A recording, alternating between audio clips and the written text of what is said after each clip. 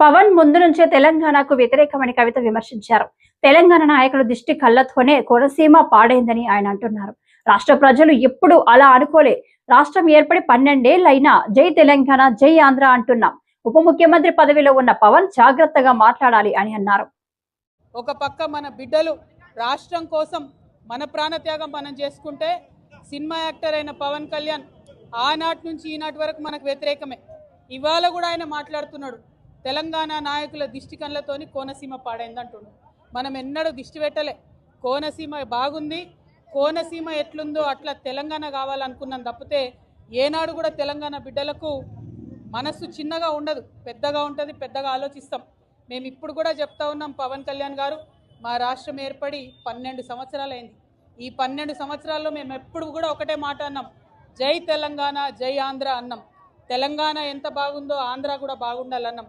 నేను ప్రత్యేకంగా లోక్సభలో నిలబడి ఆంధ్రకు ప్రత్యేక హోదా కూడా ఇవ్వాలని అడిగిన. మేము తెలంగాణ వాళ్ళం ఎప్పుడు కూడా పక్కొంది గుంజుకోవాలని చూడం. పక్కోడు బాగుంటే మా కళ్ళు మండయి. మేం బాగుండాలని కోరుకుంటాం తప్పితే పక్కవాడు చెడిపోవడాలని ఎప్పుడు కోరుకోలేదు. మా ఉద్యమంలో ఒకవేళ మేము అట్లా కోరుకున్నట్టయితే ఉద్యమ స్వరూపం వేరేలాగుండే. మా బిడ్డలు ఆత్మబలిదానాలు చేసుకున్నారు తప్పితే ఒక్క పరాయి రాష్ట్రం వాడి వ్యక్తి మీద కూడా చెయ్యి ఎత్తలేదు మేము ఎప్పుడు కూడా. ఆ విషయాన్ని దయచేసి పవన్ కళ్యాణ్ గారు గుర్తుపెట్టుకోవాలి. ఆనాడంటే మీరు సినిమా యాక్టర్ ఏమన్నా నడిచింది, ఇవాళ మీరు డిప్యూటీ చీఫ్ మినిస్టర్. మీరు ఆంధ్రప్రదేశ్ యొక్క ప్రజలను దేశవ్యాప్తంగా రిప్రజెంట్ చేస్తారు.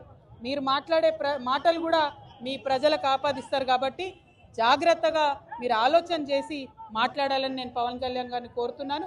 మరి అదేవిధంగా రాష్ట్ర ఉద్యమంలో అమరులైనటువంటి వారికి మరొకసారి మనస్ఫూర్తిగా నివాళులర్పిస్తూ ఉద్యమకారులకు సంబంధించి 250 గజాల జాగా, పెన్షను, అదేవిధంగా గుర్తింపు కార్డు ఏదైతే కాంగ్రెస్ ప్రభుత్వం ఇస్తా అన్నదో డిసెంబర్ 9 నాడు ఖచ్చితంగా అనౌన్స్ చేయాల్సిందే. చేయకపోతే మాత్రం ఉద్యమకారులందరం కూడా గవర్నమెంట్ భూములు చూసుకుంటాం, జాగృతి జెండాలు వాత్తాం, భూ పోరాటాలకు ముందుకెళ్తామని చెప్పి తెలియజేస్తూ సెలవు తీసుకుంటున్నాను. జై తెలంగాణ, జై తెలంగాణ.